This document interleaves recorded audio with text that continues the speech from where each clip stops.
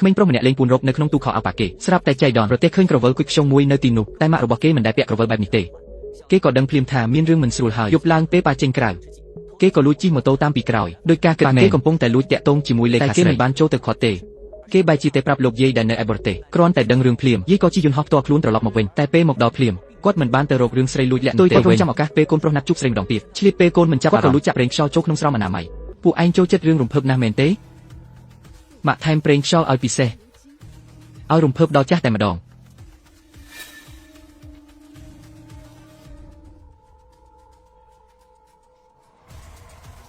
គិតមើលទៅ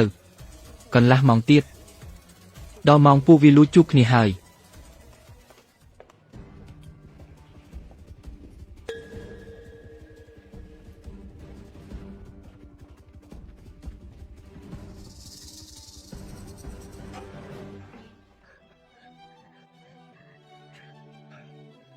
សៀនអូនពិតជាពូកែលេងមែនក្នុងបន្ទប់លោកខោអាវនេះពិតជារំភើបណាស់បើចង់រំភើបខ្លាំងម៉ាក់នឹងរៀបចំជូនត្រៀមទទួលកាដូធំទៅបើចូលចិត្តលួចលាក់ណាស់លើកនេះម៉ាក់ឲ្យឯងចាំអស់មួយជីវិតឲ្យឯងបំភ្លេចថ្ងៃនេះមិនបានទេថ្នមតិចមើលជូនជាខូចណាស់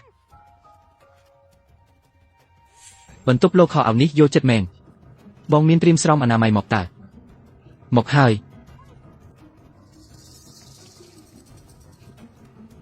ចូលអន្ទាក់មែន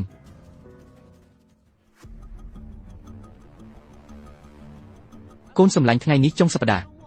កូនទៅហៅប៉ាម៉ាក់សៀនមកណាពួកគាត់មកទិញខោអាវនៅហាងនេះមកថ្ងៃនេះចាំម៉ាក់ជាអ្នកចេញលុយទាំងអស់បាទខ្ញុំនាំពួកគាត់មកអ្នកចុះសៀននៃណាសៀនរវល់មិនទាន់មកទេតោះពួកយើងចូលទៅមុនទៅ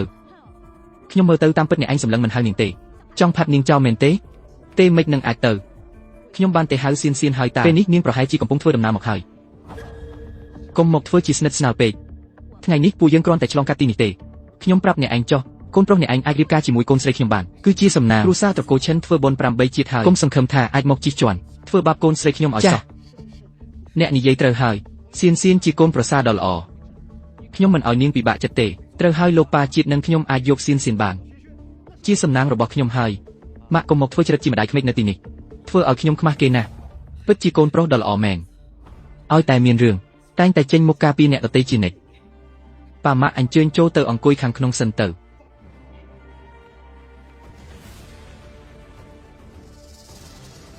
សាច់ចុះបន្តិចទៀតពួកឯងច្បាស់ជាសាច់លែងចេញហើយអូនសម្លាញ់មកទីនេះមកលឿនឡើងកំហូចប៉ាម៉ាក់ក្មេកសាក់មើលទៅក្រែងលោមានខោអាវដែលពេញចិត្តម៉ាក់ខ្ញុំមិនក៏នៅទីនេះខ្លាចអីមនុស្សច្រើនកាន់តែរំភើបចុះសៀនមិនទាន់មកទៀតនាងមកដល់ហើយប្រហែលជាកំពុងលោខោអាវហើយ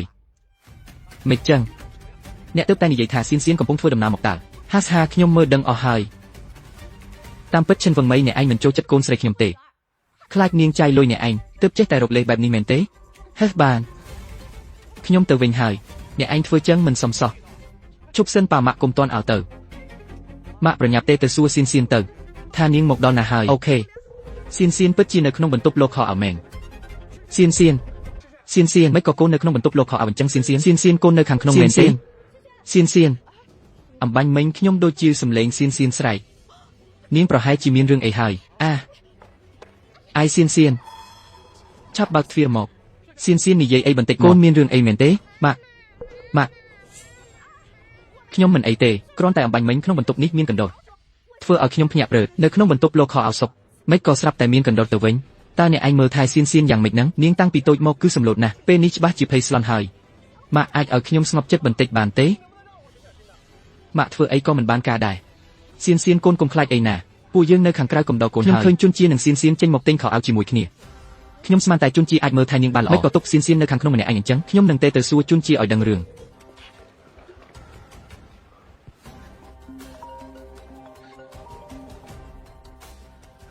ចាំមើលសិនសៀននឹងជន់ជានៅបន្ទប់លោកខោអាវទាំងពីរនាក់មែនទេអូមិនមែនទេគឺជន់ជាទៅបន្ទប់ទឹកបាត់ហើយទូរស័ព្ទគាត់ទុកនៅកន្លែងខ្ញុំតើ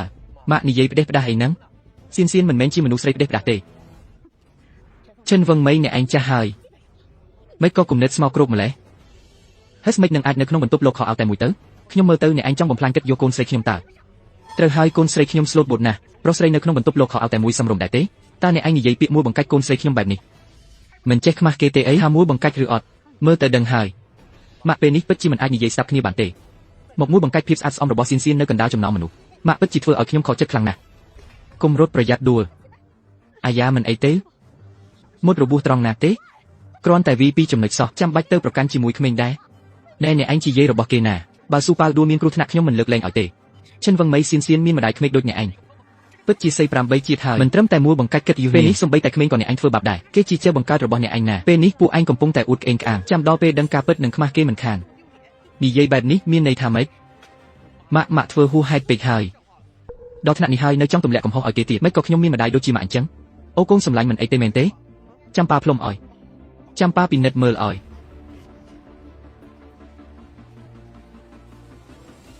គឺអញ្ចឹងហើយ